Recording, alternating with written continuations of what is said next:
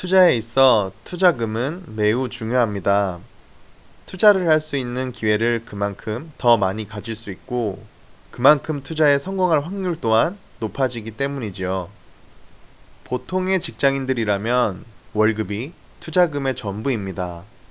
사실 생활비와 여러 지출로 인해 온전히 월급을 전부 투자할 수도 없죠. 그럼 부족한 투자금을 늘리기 위해서는 어떤 방법들이 있을까요? 한 가지는 절약, 다른 한 가지는 오늘 이야기해 볼 추가 수입입니다.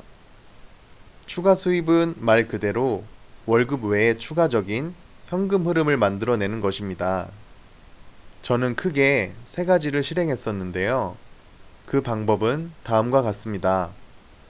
회사 일을 더 많이 하기, 경험, 지식 공유하기, 직무 관련 전문성 활용하기입니다.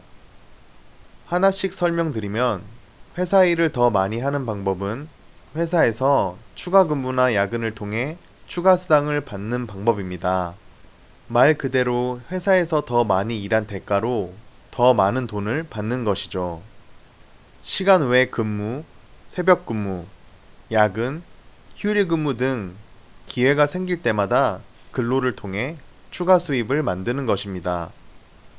다음에 했던 방법인 지식 공유하기 방법은 크몽, 타린 같은 지식 공유 서비스에 제가 알고 있는 지식을 전자책으로 정리하고 이를 필요로 하는 수요자들에게 대가를 받고 판매를 하는 것이었습니다. 다음으로 했던 직무 관련 전문성 활용 부분은 제가 하고 있는 직업의 전문성을 활용하는 것이었습니다. 직업과 관련된 문제 해결을 위한 1대1 맞춤 컨설팅, 그리고 교육 등을 진행하였고, 이를 통해 추가 수입을 만들었던 것입니다. 그리고 저는 실제로 이러한 방식을 통해서 월급 외에 추가 수입을 얻을 수 있었습니다. 직접 해보기까지는 걱정이 먼저 앞서는 게 사실입니다. 스스로 의심도 하지요. 내가 과연 할 수 있을까? 라고요. 하지만 직접 해보지 않고서는 그 누구도 알 수 없습니다. 따라서 실패한다고 손해보거나 욕먹을 일도 없기 때문에 겁먹을 필요 없이 직접 해보아야 합니다. 여러분의 시간, 노동, 지식, 경험, 전문성은 그것을 필요로 하는 분들이 있다면 기꺼이 여러분들에게 정당한 비용을 지불하실 것입니다. 누군가에게 도움을 주는 것이기에 보람도 느낄 수 있지요.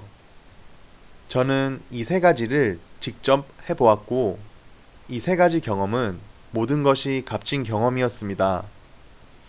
그리고 이런 경험들을 통해 조금 더 나와 잘 맞는 것이 무엇인지 찾아서 선택과 집중을 할 수 있었습니다.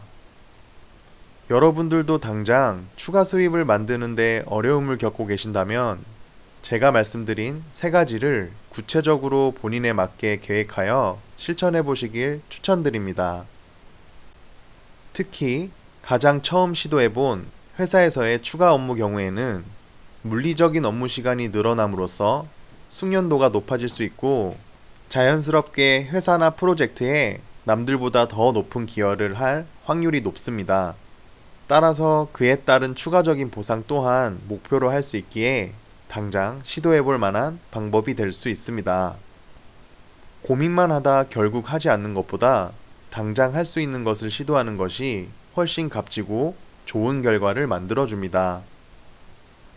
여러분들도 절대 포기하지 마시고 지금부터라도 추가 수입을 만들 수 있도록 실천하셨으면 좋겠습니다.